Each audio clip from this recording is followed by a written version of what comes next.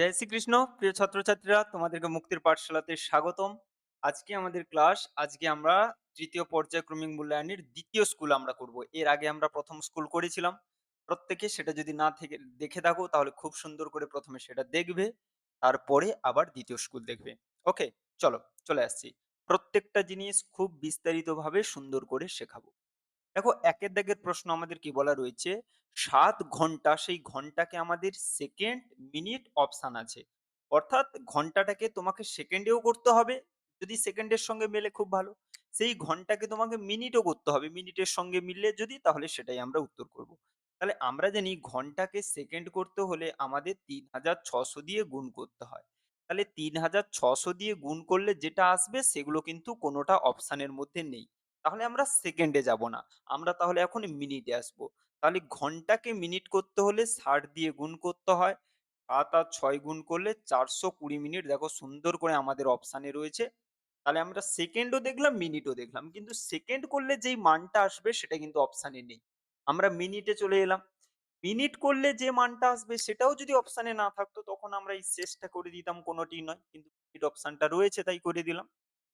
দ্বিতীয়তে, দুটি পরস্পর মৌলিক সংখ্যার গসাগু কত? আমরা পরস্পর মৌলিক সংখ্যা তাদেরকেই বলি যাদের গসাগু এক হয়। তাহলে ঘুরিয়ে রয়েছে, তাহলে যাদের গসাগু এক হয় তাদেরকে যদি আমরা পরস্পর মৌলিক বলি, তাহলে ঘুরিয়ে বলবো যারা পরস্পর মৌলিক তাদের গসাগু আমাদের কত হয়ে যাবে? ১। ৬/১০ একটি সমতুল্য ভগ্নাংশ। সমতুল্য ভগ্নাংশ কি করে হবে? সমতুল্য ভগ্নাংশ হতে গেলে তো দুটো ভগ্নাংশ লাগবে, তাহলে এটা তো হবেই না। অপ্রকৃত, অপ্রকৃত কাকে বলে? না, যার লবটা হরের তুলনায় বড়, হরের থেকে লব বড়, সেটাকে অপ্রকৃত বলে।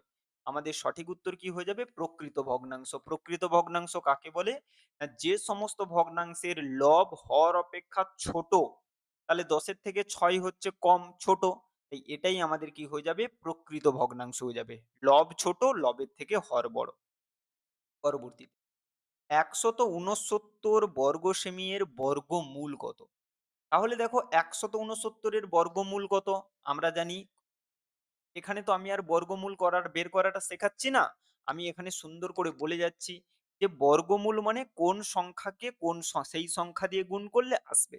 তাহলে ১৬৯ কোন দুটো সংখ্যা গুণ করলে আসে? ১৩। প্রত্যেকে কিন্তু পরীক্ষায় দ্রুত সমাধানের জন্য ১ থেকে ২০ পর্যন্ত সংখ্যার বর্গ মনে রাখবে। তাহলে পরীক্ষায় দেখবে অঙ্ক নির্ভুল এবং দ্রুত সমাধান আসবে। তাহলে ১৬৯ এর বর্গমূল কত? ১৩। কিন্তু এখানে দেখো ১৩ প্রথমটাতেও আছে, দ্বিতীয়টাতেও আছে, তৃতীয়টাতে আছে। আমাদের ১৬৯ বর্গ সেমির যদি আমরা বর্গমূল করি, তাহলে সেটা কত হয়ে যাবে? ১৩ সেমি হয়ে যাবে, এককটা। যে সেমির যদি বর্গ করি সেটা হয় বর্গ সেমি। বর্গ সেমির যদি বর্গমূল করি তাহলে শুধু কি আসবে? সেমি আসবে। ১৬৯ এর বর্গমূল করলে ১৩ আসবে। বর্গ সেমির যদি আমরা বর্গমূল করি তাহলে কি আসবে? সেমি আসবে। পরবর্তীতে ঙ দাগে চলে আসো। ঙ দাগ আমাদের কি বলেছে দেখো, বদমাস নিয়মে ডি এর অর্থ কি? তাহলে আমরা ডি মানে কি জানি? ডিভিশন। ডিভিশন মানে কি? ভাগ। কোনটাতে রয়েছে? শেষ অপশানে রয়েছে। তাহলে ডি ফর ডিভিশন। ডিভিশন মানে হচ্ছে আমাদের ভাগ। চলো খুব সুন্দর করে প্রত্যেকটা। পরবর্তীতে চলে আসো ছয়ের দাগ। ১৯ টাকা ১০০ পয়সাকে আমাদেরকে টাকাতে করতে হবে। তাহলে জানি এটা তো ১৯ টাকা, টাকা তো হয়েই আছে। টাকাকে আবার টাকা কি করব? আমরা পয়সাটাকে টাকা করব। তাহলে আমরা প্রত্যেকেই জানি ১০০ পয়সা সমান ১ টাকা। তাহলে এখানে যে ১০০ পয়সা রয়েছে এটাকে আমি ১ টাকা বলতে পারি। তাহলে এখানে ১৯ টাকা রয়েছে আর এখানে ১০০ পয়সা মানে ১ টাকা রয়েছে। তাহলে এই দুটো যোগ করলে আমাদের কত হবে? ১৯ টাকা আর ১ টাকা যোগ করলে ২০ টাকা। টাকা কোনটাতে রয়েছে? তৃতীয় অপশানে রয়েছে। পরবর্তীতে সমকোণী চৌপল। দেখো আমি কিন্তু স্কুল 1 এ সমকোণী চৌপল বুঝিয়েছি। তাহলে যারা যারা দেখোনি আগে সমকোণী চৌপল, স্কুল 1 এ ভালো করে দেখবে। সমকোণী চৌপলের অপর নাম কি বলে? আয়তঘন। সমকোণী চৌপলের অপর নাম কি? আয়তঘন। পরবর্তীতে, মাছের দামের সঙ্গে মাছের ওজনের কি সম্পর্ক? সরল সম্পর্ক। অর্থাৎ তুমি যত বেশি মাছ নেবে তোমাকে তত বেশি দাম দিতে হবে। ২ কিলো মাছের দাম যা হবে, ৫ কিলো মাছের দাম বেশি হবে অবশ্যই। তাহলে যখন ওজন বাড়বে তোমার মূল্যও বাড়বে, যখন ওজন কমবে মূল্য কমবে। এটাকে কি বলে? সরল সম্পর্ক বলে। পরবর্তী, স্থূলকোণী ত্রিভুজের স্থূলকোণের সংখ্যা কটা? ১টি। স্থূলকোণী ত্রিভুজ আমাদের কাকে বলে গো? না, যেই ত্রিভুজের একটি কোণ স্থূলকোণ, এই যে আমরা সংজ্ঞাটা বলি, যে ত্রিভুজের একটি কোণ স্থূলকোণ তাকে স্থূলকোণী ত্রিভুজ বলে। তাহলে ৩টা কোণের মধ্যে একটা কোণ যদি আমাদের স্থূলকোণ হয়ে যায়, আমরা সেই ত্রিভুজটার নাম কি বলবো? স্থূলকোণী ত্রিভুজ। বৃত্তের বৃহত্তম জ্যা কোনটি? তাহলে আমি বৃত্ত এঁকে বুঝিয়েছিলাম, তাহলে এই হচ্ছে আমাদের বৃত্ত। বৃত্তের বৃহত্তম জ্যা, এইগুলোকে বলা হয় জ্যা। অর্থাৎ বৃত্তের পরিধির ওপর দুটো বিন্দু যোগ করলে আমরা যে সরলরেখাটা পাবো সেটাকেই বলে জ্যা। তাহলে ব্যাস কাকে বলে? না, ওই জ্যাগুলোর যে জ্যাটা বৃত্তের কেন্দ্র দিয়ে যাবে। তাহলে দেখো এই জ্যা আরো যদি আমি অঙ্কন করি, এগুলো কিন্তু কোনোটাই কেন্দ্র দিয়ে যায়নি। তাহলে এই যে জ্যাটা এটা কিন্তু কেন্দ্র দিয়ে গেছে। যেই জ্যাটা কেন্দ্র দিয়ে যাবে সেই জ্যাটা দৈর্ঘ্য সবথেকে বেশি হবে এবং তার একটা স্পেশাল নাম রয়েছে কি? ব্যাস। তাহলে বৃত্তের বৃহত্তম জ্যাকে কি বলা হয়? ব্যাস। হয়েছে? চলো, ১ এর দাগ আমাদের কমপ্লিট হলো। আমরা চলে আসবো ২ এর। ৩ অঙ্কের বৃহত্তম সংখ্যা। কোন অঙ্কের বৃহত্তম সংখ্যা বললে আমরা ততগুলো নয়। ৯৯৯ হচ্ছে আমাদের ৩ অঙ্কের বৃহত্তম সংখ্যা। ৬ এর দাগে দুটি সংখ্যার লসাগু আর গসাগু গুণ করলে আমরা কি পাবো? সংখ্যা দ্বয়ের গুণফল। আমি তোমাদেরকে এখন উদাহরণ দিয়েও দেখাচ্ছি। সমস্ত কিছু তোমাদেরকে কনসেপ্ট আমি ক্লিয়ার করাবো। সমস্ত কিছু কনসেপ্ট ক্লিয়ার করাবো। সংখ্যা দ্বয়ের গুণফল। ধরো আমি দুটো সংখ্যা নিলাম ১০ আর ১৫। ঠিক আছে? ইংরেজিতে লেখা হয়েছে। নিলাম ১০ আর ১৫। তাহলে এদের তুমি গসাগু করো। ৫ এ দিলে ৫ দুইয়ে ১০, ৫ তিনে। তাহলে গসাগু আমাদের কত আসবে? ৫। লসাগু আমাদের কত আসবে? ৫ দুইয়ে ১০, ৩ এ ৩০। তাহলে এই গসাগু আর লসাগুকে যদি গুণ করো দেখো ১৫০ আসবে। আবার আমরা যে দুটো সংখ্যা ধরেছিলাম সেই সংখ্যা দুটোকে যদি গুণ করি তাহলে আমাদের কত আসবে? ১৫০। এই সংখ্যা দুটোকে তাহলে দেখো দুটো সংখ্যার গুণফল যা এসছে ওই দুটো সংখ্যার গসাগু এবং লসাগুর গুণফলও তাই এসছে। তাই না? তাহলে যে কোনো দুটো সংখ্যার লসাগু আর গসাগু গুণ করলে কি আসবে? সংখ্যা দ্বয়ের গুণফল। চলে আসো পরবর্তীতে। ৩৬/৮১ এর লঘিষ্ঠ আকার। লঘিষ্ঠ আকার মানে কেটে ছোট করতে হবে। তাহলে আমরা দেখব কত দিয়ে যাবে। আমি একদম ৯ দিয়ে দিচ্ছি। ৯ ৪ এ ৩৬, ৯ ৯ ৮১। তাহলে আমাদের কত এলো? ৪/৯। আয়তাকার জমির দৈর্ঘ্য আর প্রস্থ যোগ করলে কি আসে? অর্ধ পরিসীমা। আয়তাকার জমির দৈর্ঘ্য এবং প্রস্থ যোগ করলে কি আসে? অর্ধ পরিসীমা। কি করে? এটাও কিন্তু প্রথম দিন বুঝিয়েছিলাম। যে আমাদের আজকেও দেখাচ্ছি যে পরিসীমা আমাদের কি করে আসে দেখো। পরিসীমা আমাদের আসে ২ গুণ দৈর্ঘ্য যোগ প্রস্থ। এটা করলে আমাদের পরিসীমা আসে। এবারে আমি কি করছি? উভয় পক্ষে ২ দিয়ে ভাগ করে দিচ্ছি। এদিকটাও ২ দিয়ে ভাগ করলাম, এদিকটাও। তাহলে যখন ২ দিয়ে ভাগ করব দেখো ২ ২ কেটে গেল। তাহলে এখানে কি আছে বলতো? পরিসীমাকে ২ দিয়ে ভাগ। তাহলে যেকোনো সংখ্যাকে ২ দিয়ে ভাগ মানে সেটা হচ্ছে কি? অর্ধেক। আমরা তাহলে পরিসীমাকে ২ দিয়ে ভাগ করলে যেটা পাবো সেটাকে আমরা কি বলবো? অর্ধ পরিসীমা। এদিকটাতে কি পড়ে আছে বলতো? এদিকটাতে পড়ে আছে দৈর্ঘ্য যোগ প্রস্থ। অর্থাৎ আয়তাকার জমির দৈর্ঘ্য আর প্রস্থ যোগ করলে যেটা হবে সেটাকে আমরা কি বলবো? অর্ধ পরিসীমা বলবো। পরিসীমার অর্ধেক, অর্ধ পরিসীমা। ওকে? পরবর্তীতে ১০১ কে কত দিয়ে ভাগ করলে ১০.১ হবে? ঘাবড়ানোর কিচ্ছু নেই। আমাকে যদি জিজ্ঞেস করে ১০ কে কত দিয়ে ভাগ করলে ২ হবে? আমি খুব সহজেই বলে দেব ১০ কে ৫ দিয়ে ভাগ করলে ২ হবে। তাহলে এটা ছোট সংখ্যা বলে খুব সহজে বলে দিয়েছি। তাহলে এই ৫ টা পেলাম কোথা থেকে? না দেখো আমি ১০ কে ২ দিয়ে যদি ভাগ করে দিই তাহলে এখানে কোন সংখ্যাটা বসবে আমি পেয়ে যাব। ১০ কে ২ দিয়ে ভাগ করে। এখানেও সেই একই রকম বলেছে। যে ১০১ কে কত দিয়ে ভাগ করলে ১০.১ আসবে। আমি কি করব? এই ১০১ কে ১০.১ দিয়ে ভাগ করে দেব। ১০১ কে ১০.১ দিয়ে ভাগ করব। এবারে ভাগটা দেখো আমি কিভাবে করছি। ১০১ কত দিয়ে ভাগ করব? ১০.১ দিয়ে। সুন্দর করে ভাগটা লক্ষ্য করবে। ১০১ ভাগ। আমি ১০.১ কে লিখলাম ১০১/১০ ভগ্নাংশে লিখলাম। এই দশমিক সংখ্যাটাকে ভগ্নাংশে লিখলাম। এবারে ভগ্নাংশের ভাগ কিভাবে করতে হয়? এই ভাগের জায়গায় গুণ চিহ্ন দিয়ে এটাকে উল্টে লিখবে। ভাগের জায়গায় গুণ চিহ্ন দিয়ে এটাকে উল্টে লিখবে। তাহলে দেখো এই ওপরে ১০১ নিচে ১০১ সুন্দর করে কেটে গেল। তাহলে উত্তর আমাদের কত চলে আসবে? ১০। ১০১ কে যদি ১০.১ দিয়ে ভাগ করি উত্তর আমাদের কত হবে? ১০ কি করে পেলাম? এই দুটোকে ভাগ করবে, দশমিকটাকে ১ম এ ভগ্নাংশে লিখে ফেলবে। ভাগে পরিণত হয়েছে, ভাগ কিভাবে করতে হয়? ১ম টাকে ঠিক রেখে ভাগের জায়গায় গুণ চিহ্ন দিয়ে পরেরটার অনন্যক লিখে দেবে, অর্থাৎ উল্টে দেবে। তাহলে আমাদের উত্তর এখানে কত হয়ে যাবে? ঙ দাগের উত্তর ১০ আমাদের সঠিক উত্তর। ৬ দাগে চিত্রলেখ হলো ড্যাশের মাধ্যমে বিভিন্ন তথ্য প্রকাশ। তাহলে চিত্রলেখ হলো চিত্রের মাধ্যমে বা ছবির মাধ্যমে।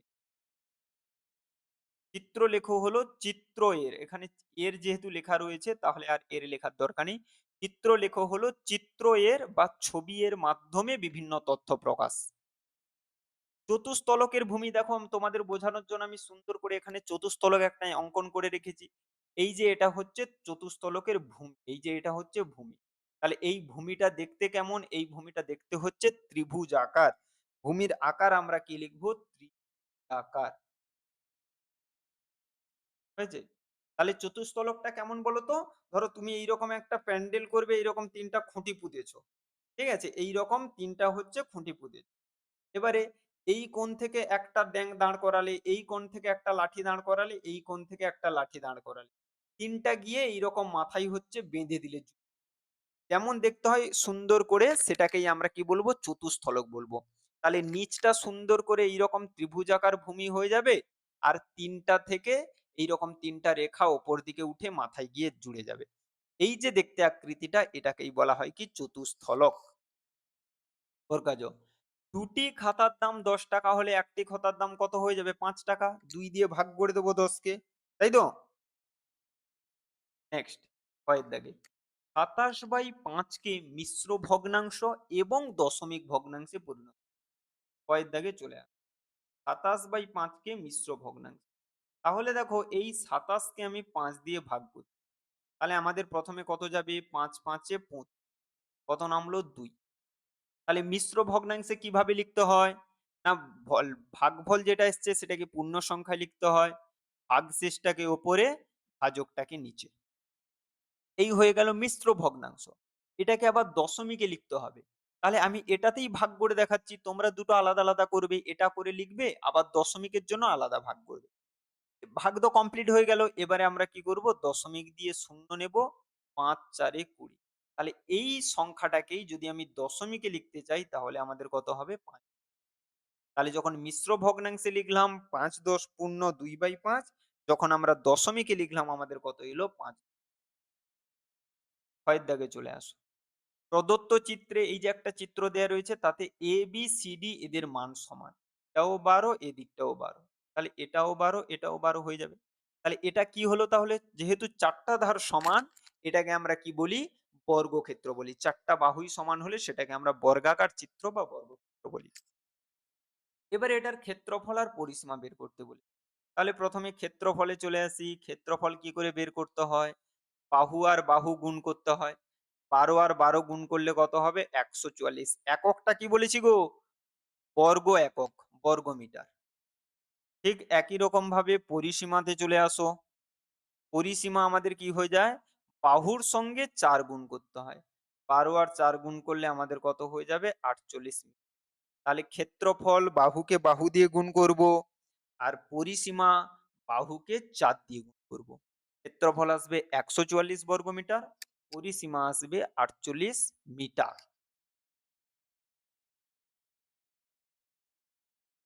চলো গয়ের দাগে চলে আসছি। সরল করো, সরল করো। দেখো ১ম সরলটা আমাদের কি বলা রয়েছে? সুন্দর করে আমি লিখে ফেলছি এখানে ১৬। তারপরে যেমন রয়েছে ৮, ৫ বিয়োগ ২ এই ভেতরটাকে আমি সমাধান করছি। তাহলে ১ম বন্ধনীর মধ্যে দেখো ২ টো বিয়োগ রয়েছে। তোমাদেরকে আমি শিখিয়েছি যখন একসাথে অনেকগুলো বিয়োগ বা ভাগ থাকবে সর্বদা বাম দিক থেকে করতে হয়। তাহলে এখানে ২ টো বিয়োগ আছে, কোন বিয়োগটা আগে করব? বাম দিকের বিয়োগটা। এদিক ওদিক হয়ে গেলে কিন্তু উত্তর ভুল হয়ে যাবে। তাহলে ১ম এ এই বিয়োগটা করব। তাহলে ২ থেকে ১ বাদ দিলে আমাদের কত হবে? ১। সেখান থেকে আবার যদি ১ বাদ দিই আমাদের কত হবে? ০। এখান থেকে আমরা যদি ১ বাদ দিই আমাদের কত হবে? ০। তাহলে এই যে ২ এর পরে কোনো চিহ্ন নেই মানে এখানে আমি কি চিহ্ন দিলাম? গুণ চিহ্ন দিলাম। এই পুরোটা সমাধান করে আমাদের কত হইল? ০। ২ থেকে ১ বাদ দিলে ১, এখান থেকে আবার যদি ১ বাদ দিই আমাদের কত হয়ে যাবে? ০।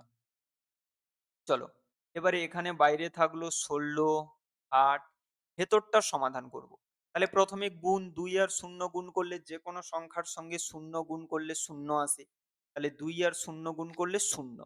৫ থেকে ০ বাদ দিলে আমাদের কত হবে? ৫। তাহলে এটা হচ্ছে ১৬, ৮ থেকে ৫ বাদ দিলে ৩, ১৬ আর ৩ গুণ করলে আমাদের কত হয়ে যাবে? ৪৮। ১৬ আর ৩ গুণ করলে আমাদের হয়ে যাবে ৪৮। এবার এই দিকটাতে চলে আসো। এই দিকটাতে দেখো এইটা বারবার করে ইম্পোর্টেন্ট আমি বোঝানোর চেষ্টা করি। যে দেখো এখানে গুণ চিহ্ন রয়েছে আগে থেকে কিন্তু এই জায়গাটাতে কিন্তু গুণ চিহ্ন নেই। তাহলে এটা হচ্ছে গুণ কিন্তু এটা হচ্ছে এর। এখানেও আমরা গুণ করব কিন্তু এর মানে পার্থক্য হচ্ছে সেটা ভাগের আগে হবে। তাহলে এটা লেখো ৩২ ভাগ ৪ গুণ আমাদের ৪ থেকে ২ বাদ দিলে ২। এখানে আমাদের কত হয়ে যাচ্ছে? ৩২ ভাগ ৪, এইখানে ৪ থেকে ২ বাদ দিলে ২। এবারে পার্থক্য দেখো, এখানে আমরা ভাগটা আগে করব কিন্তু এখানে গুণটা আগে করব। কেন? না এখানে এটা কিন্তু গুণ নয়, এটা অ্যাকচুয়ালি কি এর। আর ভাগের আগে এর কাজ হয়। তাহলে ৩২ কে ৪ দিয়ে ভাগ করলে ৮ আর এটা হচ্ছে ২। এখানে থাকবে ৩২ কিন্তু এখানে ৪ আর ২ গুণ হয়ে যাবে ৮। এই দুটো ডিফারেন্স কিন্তু বারবার বোঝো। যেখানে গুণ চিহ্ন ছিল আর এখানে কোনো চিহ্ন ছিল না। কোনো চিহ্ন না থাকলে সংখ্যা এবং বন্ধনীর মাঝখানে সেটা হয় এর চিহ্ন। গুণই করব কিন্তু পার্থক্যটা কি? নরমাল গুণ আর এর মধ্যে পার্থক্য কি? নরমাল সাধারণ গুণটা ভাগের পরে হয় আর এর যে গুণটা সেটা ভাগের আগে হয়। তাহলে এখানে ৮ আর ২ গুণ করলে ১৬, এখানে ৩২ আর ৮ ভাগ করলে ৮ ৪ এ ৩২, ১৬ থেকে ৪ বাদ দিলে ১২ আমাদের সঠিক উত্তর হয়ে যাবে। ১২ আমাদের সঠিক উত্তর হয়ে যাবে। হয়েছে? সাথে দেখ আমার এরপরে আমাদের কি বলা রয়েছে? এই যে আমাদের সংখ্যাটা রয়েছে সেটাকে স্থানীয় মানে বিস্তার করতে হবে এবং কথায় লিখতে হবে। তাহলে স্থানীয় মানে বিস্তারটা কিভাবে দেখে নাও। প্রত্যেকটা অঙ্কের স্থানীয় মানকে যোগফল আকারে লিখতে হবে। এটাকেই বলে স্থানীয় মানে বিস্তার করে লেখা। তাহলে এখানে ৭ এর স্থানীয় মান কত হবে? ৭, এরপর ১, ২, ৩, ৪, ৪ টা শূন্য। ১, ২, ৩ ব্যাস হয়ে গেল। এরপরে তো শূন্য রয়েছে, শূন্যের স্থানীয় মান তো শূন্য যেখানেই থাকুক না কেন শূন্য। এরপরে এই ৭ এর স্থানীয় মান লিখব ৭। এবারে দশমিকের পরে শূন্য রয়েছে, এর স্থানীয় মান শূন্য কিন্তু এই ৭ এর স্থানীয় মান কত হয়ে যাবে? ৭/১০০। দশমিকের পরে যে অঙ্ক তার স্থানীয় মান হয় সেটা বাই ১০। তারপরে যে অঙ্কটা থাকে তার স্থানীয় মান হয় সেই অঙ্কটা বাই ১০০। তাহলে স্থানীয় মানে বিস্তার হয়ে গেল। এটাকে কথায় লিখতে বলেছে। কি লিখতে বলেছে? কথায় লিখতে। তাহলে কথায় কিভাবে লিখতে হয় দেখো, এটা আমাদের কত বলা রয়েছে? একক, দশক, শতক, হাজার, অযুত। তাহলে আমাদের কি বলা রয়েছে? ৭০,০০০।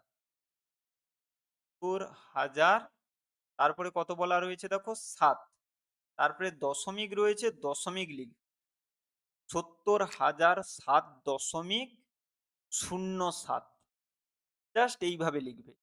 তুমি ৭০,০০০ পূর্ণ, ঠিক আছে? ৭% এই কথাগুলোও লিখতে পারো। না হলে এইভাবে সহজ করে লিখবে। যে এখানে পূর্ণ সংখ্যায় যেটা আছে সেটা লিখবে। যে ৭০,০০০ কত হয়েছে সেটাকে লিখবে। ৭০,০০০ তারপরে তুমি সেটাকে কি লিখবে? কথায় লিখতে বলেছে ৭০,০০০ ৭.07 লিখবে। ঠিক আছে? চলে আসো পরবর্তী প্রশ্ন। দাগে অ ও আ তল দুটির নাম লিখো। তাহলে এখানে দুটো তল বলেছে। দেখো এই যে তলটা, এটা আমাদের কি তল বলো তো? এটা আমাদের এটা কিরকম? তোমরা একটা আইসক্রিম ভাবো। তোমরা এইরকম অনেকে এইরকম এগুলোকে কর্নেটো বলে, তোমরা খেয়েছো এইরকম আইসক্রিম। তো তোমরা যখন আইসক্রিমটা কেনো, সুন্দর এই ওপরটা ঢাকনা দেয়া থাকে, তাহলে তোমরা ভাবো, চোখ বন্ধ করে ভাবো। তাহলে এই যে ঢাকনাটা এটা কিন্তু পুরো সমতল হয়। তাহলে এই যে যে তলটা সেটা কেমন হবে? সেটা আমাদের সমতল হয়ে যাবে। কিন্তু এই যে যেটা তল রয়েছে যেটা আমরা ধরে থাকি, ধরে আমরা খাই সেটা তো আমাদের এরকম গোলাকার থাকে, তাই না? এরকম এই যে তলটা কি থাকে? এরকম বাঁকানো থাকে। তাহলে এটাকে আমরা কি বলবো? তলটাকে আমরা কি তল বলবো? বক্র। তলটাকে আমরা কি বলবো? তাহলে যে তলটা এরকম বাঁকানো এটাকে আমাদের বলে বক্রতল। আর ওপরটা একদম পুরো লেভেল থাকে এটাকে আমরা কি বলবো? এই যে তলটা এটা হচ্ছে আমাদের সমতল। চলো পরবর্তী ছয়ের দাগে। ১২ প্যাকেট বিস্কুটের দাম ৭২ টাকা। ১৮ প্যাকেট বিস্কুটের দাম কত তা গণিতের ভাষায় প্রকাশ করো। তাহলে সুন্দর করে আমি যেভাবে লিখছি সেইভাবে লিখবে। তোমরা বাম দিকে লিখবে প্যাকেটের সংখ্যা। বিস্কুট প্যাকেটও লিখতে পারো, না হলে শুধুমাত্র প্যাকেটের সংখ্যাও লিখতে পারো। আর ডান দিকে তুমি প্যাকেটের মূল্য লিখতে পারো বা শুধু মূল্য কথাটাও লিখতে পারো। প্রথমে কত প্যাকেট এনেছিলাম? 12 প্যাকেট। তার দাম কত? 72 টাকা। পরবর্তীতে কত প্যাকেট দাম জানতে চেয়েছে? 18 প্যাকেট। ব্যাস এইরকম। দিয়ে আমি যেভাবে ভাষা লিখছি সেইভাবে লিখব। 12 প্যাকেট বিস্কুটের দাম 72 টাকা। এরপরে তুমি লিখবে ১ প্যাকেট বিস্কুটের দাম কত হয়ে যাবে? ৭২ কে ১২ দিয়ে ভাগ করবে। দিলে আমি ৪ টাকা এখানেও লিখতে পারো, না হলে এইভাবে লিখে দিতে। এবারে বের করব 18 প্যাকেট বিস্কুট। তাহলে 18 প্যাকেট বিস্কুটের দাম আমাদের কি হয়ে যাবে গো? বেশি হবে। ১ প্যাকেটের দাম যদি এইটা হয়, 18 প্যাকেটের দাম বেশি হবে, কাটাকাটি করব। ১২, ৬ ৭২, ১৮ আর ৬ গুণ করলে আমাদের কত হয়ে যাবে? ১০৮ টাকা আমাদের সঠিক। আমি যেভাবে লিখলাম একইভাবে পরীক্ষাতে করবে, সুন্দর করে পুরো মার্কস পাবে।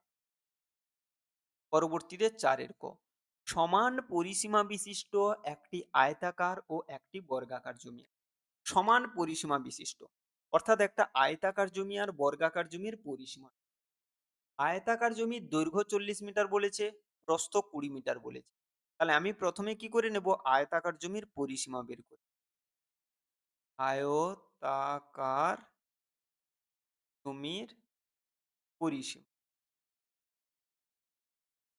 তাহলে পরিসীমা কত বেরোবে? আমরা জানি পরিসীমা বের করতে হলে ২ গুণ দৈর্ঘ্য যোগ প্রস্থ। তাই তো? তাহলে আমাদের কত আসবে? ২ গুণ ৪০ আর ২০ যোগ করলে ৬০, ৬০ আর ২ গুণ করলে ১২০। এটা হলো কি? আয়তাকার জমির পরিসীমা। তাহলে আয়তাকার জমির পরিসীমা ১২০ মিটার মানে বর্গাকার জমির পরিসীমাও ১২০ মিটার হবে। কারণ শুরুতেই বলেছে সমান পরিসীমা বিশিষ্ট দুজনের পরিসীমা সমান। তাহলে এখান থেকে অতএব চিহ্ন দিয়ে লিখে দেব বর্গাকার জমির পরিসীমা ১২০। হয়ে গেল। আমাদেরকে জানতে চেয়েছে প্রতি মিটারে বেড়ার জন্য ৭ টাকা খরচ হলে বর্গাকার জমিটির চারপাশে। এবারে দেখো বর্গাকার জমির চারপাশে বেড়া দেবে। আমরা জানি বেড়া দিতে গেলে কি লাগে? পরিসীমা লাগে। তাহলে পরিসীমা তো আমরা ইতিমধ্যে বের করেই নিয়েছি। আমরা শুধু খরচটা লিখব। তাহলে বেড়া দিতে তো খরচ আছে। কেমন করে খরচ হচ্ছে? প্রতি মিটারে ৭ টাকা করে খরচ। তাহলে আমরা কতটা জায়গা জুড়ে বেড়া দেব? ১২০ মিটার জুড়ে বেড়া দেব। এটাই তো পরিসীমা। তাহলে এটা জুড়েই আমরা বেড়াটা দেব। তাহলে ১ মিটার সমান যদি ৭ টাকা, ১ মিটারে যদি ৭ টাকা খরচ হয়, ১২০ মিটারে কত খরচ হয়ে যাবে? ১২ ৭ ৮৪, ৮৪০। তাহলে এই হচ্ছে আমাদের বর্গাকার জমি, এইটা হচ্ছে তার তাহলে এইটাতে আমরা বেড়া দেব। ১২০ কে ৭ দিয়ে গুণ করলে উত্তর বেরিয়ে যাবে ৮০০। পরের দাগে চলে ১৪.০৯ মিটার লম্বা বাঁশের ৪.২ মিটার কাদায় ও ৩.০১ মিটার জলে আছে। জল ও কাদায় মোট কতটা ডুবে আছে? তাহলে জল ও কাদায় আছে। কতটা আছে? ৪.২ আর ৩.১ কে তাহলে যোগ দিলে কত হবে? দেখো যোগটা আমি সাইডে দেখাচ্ছি তোমাদেরকে। বসানোটা ভালো করে দেখো। ২ কে তোমরা পরে বসিয়ে দাও, ভুল হয়ে যাবে। ১, ২, ৪, ৩, ৭। তাহলে আমাদের কত হয়ে যাবে? ৭.২১ মিটার জল আর কাদায় আছে। তাহলে জল ও কাদার ওপরে কতটা আছে? জল ও কাদার ওপরে আছে। তাহলে মোট কত? মোট হচ্ছে ১৪.০৯ মিটার লম্বা বাঁশটা। তার মধ্যে জল আর কাদায় কতটা ঢুকে আছে? ৭.২। তাহলে মোট বাঁশের দৈর্ঘ্য থেকে আমি যদি এটাকে বাদ দিয়ে দিই তাহলেই উত্তর পেয়ে যাব। ৭.২১। বাদটা দেখো। ৯ থেকে ১ বাদ দিলে ৮। এখানে ০ থেকে ২ বাদ যাবে না, ধার নেব। তাহলে ১০ থেকে ২ বাদ দিলে ৮। এখানে এখন কত আছে? ৩। ১৩ থেকে ৭ বাদ দিলে ৬। তাহলে উত্তর আমাদের কত এসে যাবে? ৬.৮৮ মিটার আমাদের। তাহলে প্রথমে আমরা ৪.২ আর ৩.০১ কে যোগ করে পাবো জল ও কাদায় কতটা। এবারে মোট বাঁশের দৈর্ঘ্য থেকে জল ও কাদায় যতটা আছে সেটাকে আমরা যদি বাদ দিয়ে দিই তাহলেই পেয়ে যাব যে জল ও কাদার ওপরে কতটা আছে। এই হচ্ছে ধরো একটা পুকুর, এইটা ধরো এইরকম নিচে এইরকম কাদা রয়েছে, এইখানটা জুড়ে ধরো জল রয়েছে, এরকম একটা বাঁশ পোতা রয়েছে। ঠিক আছে? তাহলে এইটা হচ্ছে জল আর কাদায় মিলে রয়েছে, এইটা জলের ওপর। নেক্সট কয়েক দাগে। বিনা নিজের সাইকেল চেপে রোজ স্কুলে যায়। বাড়ি থেকে স্কুলের দূরত্ব ১৫ কিমি। প্রতিদিন বিনা সাইকেলে করে ৪ ঘন্টায় ৬০ কিমি যায়। ওই গতিবেগে বিনা স্কুলে যেতে কতক্ষণ লাগে? একটা প্রশ্ন। আরেকটা প্রশ্ন বলেছে বিনার স্কুল সকাল ১১টায় শুরু।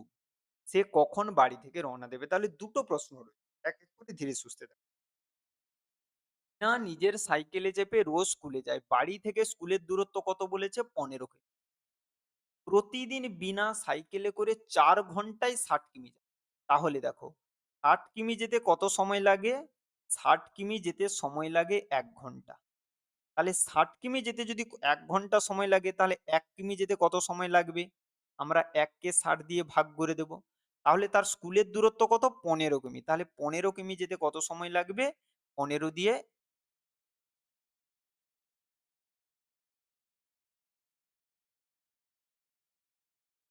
৬০ কিমি যেতে লাগে ১ ঘন্টা, ১ কিমি লাগবে ১/৬০ ঘন্টা, ১৫ কিমি। তাহলে ১/৬০ গুণ আমাদের ১৫।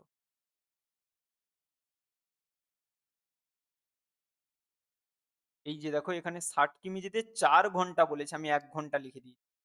৬০ কিমি যেতে লাগে ৪ ঘন্টা, ৪ ঘন্টা। তাহলে ১ কিমি যেতে কতটা লাগবে? ৪/৬০ ঘন্টা। তাহলে ১৫ কিমি যেতে কত লাগবে? ১৫ দিয়ে গুণ করব। তাহলে কাটাকাটি দিলে ১৫×৪ = ৬০। ৪ আর ১ কেটে কত হয়ে যাবে? ১ ঘন্টা। তাহলে প্রথম যে প্রশ্নটা জানতে চেয়েছিল, ওই গতিবেগে বিনার স্কুলে যেতে কত সময় লাগবে? ১ ঘন্টা সময় লাগবে। তাহলে সে ৪ ঘন্টায় যদি ৬০ কিমি যায়, অর্থাৎ ৬০ কিমি যেতে যদি তার ৪ ঘন্টা লাগে, তাহলে ১৫ কিমি যেতে তার কত ঘন্টা লাগবে? ১ ঘন্টা লাগবে। তাহলে তার বাড়ি থেকে স্কুলের দূরত্ব ১৫ কিমি, ওটা যেতে তার ১ ঘন্টা লাগবে। এটা গেল একটা প্রশ্ন। দ্বিতীয় প্রশ্ন বলেছে বিনার স্কুল সকাল ১১টায় শুরু হয়। তাহলে তাকে কখন? তাহলে তার রাস্তা যেতে কত সময় লাগবে? ওকে ১ ঘন্টা। তাহলে তাকে ১ ঘন্টা আগে বেরোতে হবে। অর্থাৎ তার স্কুল যদি ১১টায় শুরু হয়, তাকে তাহলে ১ ঘন্টা আগে বেরোতে হবে। তাহলে কটায় বেরোতে হবে? ১০টায়। দিয়ে এগুলো এইরকম ভাষা দিয়ে সুন্দর করে লিখবে। অতএব সে সকাল ১০টায় বাড়ি থেকে রওনা দেবে। তার যেতে ১ ঘন্টা সময় লাগবে, তার মানে তাকে ১ ঘন্টা আগে বেরোতে হবে। তাহলে ভাষা লিখবে সে সকাল ১১টায় বাড়ি থেকে রওনা দেবে। চলো ঘয়ের দাগের অঙ্কে চলে আসছি পরবর্তী। একটি পুতুল তৈরির কারখানায় ১ ডজন পুতুল তৈরি করতে ৪ জন লোকের ১২ দিন সময় লাগে। বেশি উৎপাদনের জন্য আরো ২ জন লোককে কাজে নিয়োগ করা হলো। এখন ১ ডজন পুতুল তৈরি করতে কত সময় লাগবে? আগের থেকে কত কম সময় লাগবে? তাহলে এই জায়গাটাতে একটু ধরবে না। আমি হচ্ছে সুন্দর করে আরেকটা স্লাইডে চলে আসছি, সেখানে গিয়ে বোঝাচ্ছি। দেখো একটি পুতুল তৈরির কারখানায় ১ ডজন পুতুল তৈরি করতে ৪ জন লোকের ১২ দিন লাগতো। ৪ জন লোকের ১২ দিন। ঠিক আছে? আগে তাহলে কতজন ছিল? ৪ জন ছিল। সেই ৪ জনের কতদিন লাগতো? ১২ দিন। এবারে দেখো, এখন দেখো বেশি উৎপাদনের জন্য আরো ২ জন লোককে কাজে নিয়োগ করা হয়েছে। তাহলে এখন তাহলে কতজন হয়েছে? এখন ৬ জন হয়েছে। তাহলে ৬ জনের কতদিন লাগবে? আগে যে কাজটা ৪ জন করতো এরকম করে লিখবে লোক সংখ্যা বা শ্রমিক সংখ্যা। আর বাম দিকে লিখবে তুমি দিন সংখ্যা। তাহলে ৪ জন লোক ছিল ১২ দিন লাগতো। এখন ৬ জন লোকের কতদিন লাগবে? এরকম লিখবে। ৪ জন লোকের সময় লাগে ১২ দিন। তাহলে একজন লোকের সময় লাগবে, বেশি সময় লাগবে। যে কাজটা ৪ জন মিলে করলে ১২ দিন লাগে, সেই কাজটা যদি একজন করবে বলে তাহলে তার বেশি দিন লাগবে। বেশি মানে গুণ করব। এবারে ওই কাজটা যদি আবার ৬ জন করবে বলে তাহলে আবার কম দিন লাগবে। তাহলে কম দিন মানে কি? কাটাকাটি করলে ৬ দুয়ে ১২, ৪ দুয়ে ৮ দিন আমাদের লেগে। তাহলে যে কাজটা ৪ জন করলে ১২ দিন লাগতো, ৬ জন করলে সেই কাজটা কতদিন লাগবে? ৮ দিন লাগবে। প্রশ্নে কি কি জানতে চেয়েছে দেখো। প্রশ্নে জানতে চেয়েছে যে এখন ১ ডজন পুতুল তৈরি করতে কত সময় লাগবে? তাহলে এখন ভাষা লিখবে অতএব এখন পুতুল তৈরি করতে ৮ দিন সময় লাগবে। হয়ে গেল। দ্বিতীয় প্রশ্ন ছিল আগের থেকে কত কম সময় লাগবে? তাহলে আগে লাগতো কদিন? ১২ দিন। এখন লাগছে ৮ দিন। তাহলে কদিন কম লাগছে? ৪ দিন কম লাগছে। এভাবে ভাষা লিখবে। এখন আগের থেকে এরকম ১২ - ৮ ৪ দিন কম লাগবে। এই আমাদের গল্প হয়ে গেল। বোঝা গেল? খুব ধীরে সুস্থে স্লো ভাবে বোঝাচ্ছি। সুন্দর করে প্রত্যেকে দেখো প্রত্যেকটা জিনিস। ৫ এর দাগে চলে এসেছি। ৫ এর দাগে কি বলেছে দেখো। তোমাদের বিদ্যালয়ে বৃক্ষরোপণ সপ্তাহ পালন করা হয়েছিল। প্রথম ৫ দিন কতগুলো বৃক্ষরোপণ হয়েছিল তার চিত্র লেখো। এইটাকে বলা হয় এই যে যা কিছু রয়েছে এটাকেই বলা হয় চিত্র লেখো। এই চিত্রের মাধ্যমে কিছু তথ্যকে তুলে ধরব। আচ্ছা, এইরকম একটা মানে কি এইরকম একটা মানে ৬ টা গাছ। তাহলে ১ম দিন কি জানতে চেয়েছে? কবে সবচেয়ে বেশি গাছ লাগানো হয়েছে? তাহলে ১, ২, ৪, ৫, ৬। ১, ২, ৪, ৫, ৬। তাহলে আমাদের ২ দিন সোমবার ও শুক্রবার কয়ের দাগের? তাহলে দেখো সোমবারও যতগুলো লাগানো হয়েছে, শুক্রবারও ততগুলো। তাহলে কবে সবচেয়ে বেশি গাছ লাগানো হয়েছে? এটার উত্তর হবে সোমবার ও শুক্রবার দুটো। বুধবারের তুলনায় বৃহস্পতিবার কতগুলো কম গাছ লাগিয়েছে? তাহলে দেখো বুধবার কটা লাগিয়েছে? ১, ২, ৩, ৪। তার মানে কটা গাছ? তাকে ৬ দিয়ে গুণ করবে। দেখো বলেছে একটা গোল মানে কিন্তু ৬ টা গাছ। আচ্ছা এখানে ৩ টে গোল মানে কটা গাছ? ১৮ টা গাছ। তাহলে কতগুলো বেশি কম লাগিয়েছে? ২৪ থেকে ১৮ বাদ দিয়ে দাও। তাহলে ৬ টা কম লাগিয়েছে। কটা কম লাগিয়েছে? ৬ টা। কয়ের দাগে। মঙ্গলবার ও শুক্রবার মোট কতগুলো গাছ লাগানো হয়েছে? তাহলে মঙ্গলবার ১, ২, ৪, ৫। তাহলে ৫ কে তুমি ৬ দিয়ে গুণ করলে ৩০ টা। শুক্রবার ৬ টা মানে ৬ কে ৬ দিয়ে গুণ করলে ৩৬। তাহলে তুমি ৩০ আর ৩৬ কে যোগ করো তাহলে কটা হয়ে যাবে? ৬৬। তাহলে প্রথম প্রশ্নের উত্তর কবে সবচেয়ে বেশি গাছ লাগানো হয়েছে? সোমবার ও শুক্রবার। বুধবারের তুলনায় বৃহস্পতিবার কতগুলো কম লাগানো হয়েছে? ৬টা। আর জানতে চেয়েছে মঙ্গলবার ও শুক্রবার কতগুলো গাছ লাগানো হয়েছে? ৩০ আর ৩৬ যোগ করলে আমাদের হয়ে যাবে ৬৬টা। নেক্সট চলে আসো ৬ দাগ আমাদের কি বলেছে? দেখো বলেছে কোন ভেদে সমবাহু ত্রিভুজের অন্য নাম কি এবং কেন? তো আমরা সমবাহু ত্রিভুজ কাকে জানি? না যে ত্রিভুজের ৩ টে বাহুর দৈর্ঘ্য সমান তাকে সমবাহু ত্রিভুজ বলে। এদের একটা স্পেশাল নাম আছে। এদের আরো একটা নাম আছে। এদেরকে কি বলে? সূক্ষ্মকোণী ত্রিভুজ। কি কোণী ত্রিভুজ? সূক্ষ্মকোণী ত্রিভুজ। খুব ভালো করে মনে রাখো। কেন বলে? না দেখো আমি এখানে সুন্দর করে দেখিয়ে রেখেছি। সমবাহু ত্রিভুজের প্রত্যেকটা কোণ ৬০ ডিগ্রি করে হয়। যে ত্রিভুজের ৩ টে বাহুর দৈর্ঘ্য সমান তাদেরকে সমবাহু ত্রিভুজ বলবে এবং তাদের ৩ টা কোণের মানও ৬০ ডিগ্রি করে হয়। যেহেতু ৩ টা কোণ ৬০ ডিগ্রি এদেরকে আমরা কি বলি? সূক্ষ্মকোণ বলি। ৬০ ডিগ্রি মানে কি? সূক্ষ্মকোণ। তাই এই ত্রিভুজটাকে সূক্ষ্মকোণী ত্রিভুজ বলা হয়। তাহলে প্রত্যেকটা সমবাহু ত্রিভুজকে আমি সূক্ষ্মকোণী ত্রিভুজ বলতে পারি আমরা। প্রত্যেকটা সমবাহু ত্রিভুজকে আমি সূক্ষ্মকোণী ত্রিভুজ আমরা বলতে পারি। যে ওটাই জানতে চেয়েছে কেন? আমি ভাষা আকারে বলে দিলাম তাহলে কি লিখবে? না সমবাহু ত্রিভুজের প্রথমে সংজ্ঞা দিয়ে দেবে। যে ত্রিভুজের ৩ টি বাহুর দৈর্ঘ্য সমান তাদেরকে সমবাহু ত্রিভুজ বলে। সমবাহু ত্রিভুজের এরপরে লিখবে সমবাহু ত্রিভুজের প্রতিটি কোণের মান ৬০ ডিগ্রি।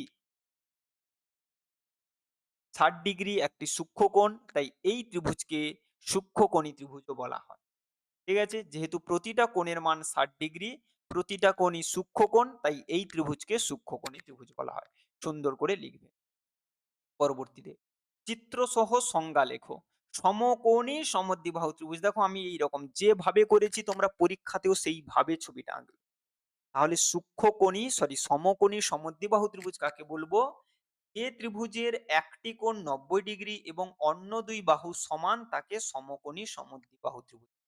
তাহলে এই কোণটা সমকোণ ৯০ ডিগ্রি আর এই দুটো বাহু সমান। দুটো বাহু সমান বলে তাকে সমদ্বিবাহু ত্রিভুজ বলছি। আর একটা কোণ ৯০ ডিগ্রি বলে তাকে আবার সমকোণও বলছি। এই ত্রিভুজটার নাম আমাদের কি হয়ে যাবে? সমকোণী সমদ্বিবাহু ত্রিভুজ। চলো পরবর্তী ক্ষয়ের স্লাইডে চলে আসো কি বলেছে। ৬ সেমি ব্যাসার্ধ বিশিষ্ট একটি বৃত্ত অঙ্কন করে ব্যাস ও ব্যাসার্ধ চিহ্নিত করো। আচ্ছা এই ধরনের অঙ্কগুলো আমি কিন্তু প্রত্যেকদিন করাবো না। কেন? এই যে বৃত্ত যদি আমি প্রত্যেকদিন আঁকি তাহলে কিন্তু অনেকটা সময় নষ্ট হবে। আমি কিন্তু যে রেগুলার আমাদের ক্লাসগুলো দেখছে তারা জানো যে ১ম স্কুলে আমি কিন্তু বৃত্ত অঙ্কন করা খুব ভালোভাবে দেখিয়ে দিয়েছি। তাই তুমি প্রত্যেকটা স্কুল ভালো করে দেখলেই বুঝতে পারবে। তাই প্রত্যেকদিন আমি একই জিনিসগুলো করাবো না। অনেকটা করে সময় নষ্ট হয়ে যাবে। তাহলে ৬ সেমি সুন্দর করে ১ম স্কুলটা দেখবে, সেখানে বৃত্ত কিভাবে অঙ্কন করতে হয় আমি দেখি। ৬ সেমি ব্যাস বিশিষ্ট একটি বৃত্ত অঙ্কন করো। তাহলে আমি ধরো এইখানে একটা বৃত্ত অঙ্কন করে নিলাম। কিভাবে অঙ্কন করতে হয় তার জন্য কিন্তু ১ম স্কুল। ব্যাস ও ব্যাসার্ধ চিহ্নিত করতে বলেছে। তাহলে বৃত্তটা অঙ্কন করা হয়ে গেল। দিয়ে ব্যাস কোনটা সেখানেও বুঝিয়েছি। এই পুরোটাকে আমাদের কি বলা হয়? ব্যাস। এখানে ছোট প্রশ্নেও আমি বোঝালাম যে ব্যাসটা কাকে বলে। দিয়ে এইরকম করে এর নাম লিখে দেবে ব্যাস। ব্যাসার্ধ কাকে বলে?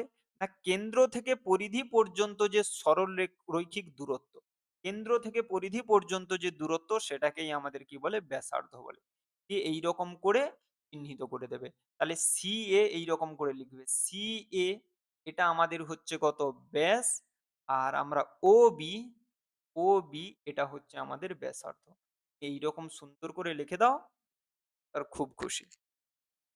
আরো দুটো সংজ্ঞা রয়েছে। বৃত্তচাপ ও অর্ধবৃত্ত কাকে বলে? প্রথমে বৃত্তচাপ চলে আসছি। দেখো লিখে রেখেছি। বৃত্তের যে অংশ দুটি বিন্দুর মধ্যবর্তী বক্ররেখা দ্বারা গঠিত হয় তাকে বৃত্তচাপ বলে। এই যে এটাকে আমাদের কি বলে? এটাকে আমাদের বলে বৃত্তচাপ। তাহলে বৃত্তের পরিধির ওপরে দুটো বিন্দু নেব। বৃত্তের পরিধির ওপর দুটো বিন্দু। এই যে একটা বিন্দু E, এই যে একটা বিন্দু D। তাহলে এই দুটো বিন্দুর মধ্যবর্তী যে বক্ররেখা এটাকেই আমাদের কি বলে? বৃত্তচাপ বলে। এই যে দুটো বিন্দুর মধ্যবর্তী যে বক্ররেখা এটাকেই আমাদের বৃত্তচাপ বলে। তাহলে সুন্দর করে ভিডিওটা পজ করে তুমি তুলবে এটা সংজ্ঞাটা। অর্ধবৃত্ত কাকে বলে? না, এই যে পুরো বৃত্ত তার অর্ধেককেই অর্ধবৃত্ত বলে। তাহলে এটাকে ভালোভাবে ভাষায় কি লিখবো? বৃত্তের ব্যাস দ্বারা বৃত্তকে দুটি সমান ভাগে ভাগ করলে প্রতি ভাগকে অর্ধবৃত্ত বলে। বৃত্তের ব্যাস দ্বারা বৃত্তকে দুটি সমান ভাগ করলে প্রতিটি ভাগকে অর্ধবৃত্ত বলবো। ওকে, নেক্সট, পরবর্তী। আজকের সেকেন্ড স্কুলের শেষ স্লাইড, শেষ প্রশ্ন আমাদের কি বলেছে দেখো। সংজ্ঞা লেখো চিত্র সহ ঘনক। সুন্দর করে আমি চিত্র অঙ্কন করে রেখেছি। তোমরা পরীক্ষাতে কিভাবে চিত্র অঙ্কন করবে আমি ভালো করে আবার দেখিয়ে দিই। সুন্দর করে স্কেল দিয়ে এইরকম একটা বর্গক্ষেত্র অঙ্কন করবে স্কেল দিয়ে। ঠিক আছে? তার নিচে আমি যেমন করে আঁকছি দেখো, এইরকম একটা বর্গক্ষেত্র, একই সাইজের একটা বর্গক্ষেত্র অঙ্কন করবে। দিয়ে এই কোণগুলোকে এইভাবে জুড়ে দেবে। এই কৌণিক বিন্দুগুলোকে এইভাবে জুড়ে দেবে, দিলেই একটা ঘনক হয়ে যাবে। এই যে দেখো আমি অঙ্কন করে রেখেছি। তাহলে দেখলে ঘনক আঁকার পদ্ধতি। সংজ্ঞা দেখো লেখা আছে। যে ঘনবস্তুর ৬টি তলই বর্গাকার এবং সব তলের বাহু সমান তাকে ঘনক বলে। যে ঘনবস্তুর ৬টা তল, প্রত্যেকটা তলই বর্গাকার হবে এবং প্রতিটা বাহুর দৈর্ঘ্য সমান তাকে ঘনক। পরবর্তীতে রয়েছে অর্ধগোলক। দেখো এই যে অর্ধগোলক, তোমরা খাতায় অঙ্কন করবে কিভাবে? সুন্দর করে এইরকম করে একটা গোল করে নেবে। নেয়ার পরে এইরকম জায়গাটাতে এইরকম করে করে দেবে। ঠিক আছে? এই গামলা একটা। কাকে বলে? না, একটি গোলককে তার কেন্দ্র দিয়ে, যেমন আগেরটাতে অর্ধবৃত্ত করেছিলাম মানে বৃত্তের অর্ধেক। অর্ধগোলক মানে কি? গোলকের অর্ধেক। তাহলে একটি গোলককে তার কেন্দ্র দিয়ে সমান দুভাগ করলে প্রতিটি ভাগকে অর্ধগোলক বলা হয়। প্রতিটি ভাগকে আমরা অর্ধগোলক। ঠিক আছে? পরিষ্কার ক্লিয়ার হয়েছে? তাহলে এইভাবে আমি কিন্তু বিস্তারিতভাবে প্রত্যেকটা জিনিস আমি প্রত্যেকটা স্কুলে বোঝাবো। তোমরা শুধু খুব সুন্দর করে ক্লাসগুলোকে দেখবে। প্রশ্ন বিচিত্রা বইয়ের প্রত্যেকটা গণিত যদি তোমার খুব সুন্দর করে জানা থাকে, তুমি কিন্তু এর পরীক্ষাতে পুরো মার্কস পাবেই পাবে। কেউ আটকাতে পারবে না। ওকে? চলো একই রকম ভাবে ৩য় স্কুল নিয়ে আমরা আলোচনা করব, আসবো। আজকের ক্লাস এখানেই শেষ করছি।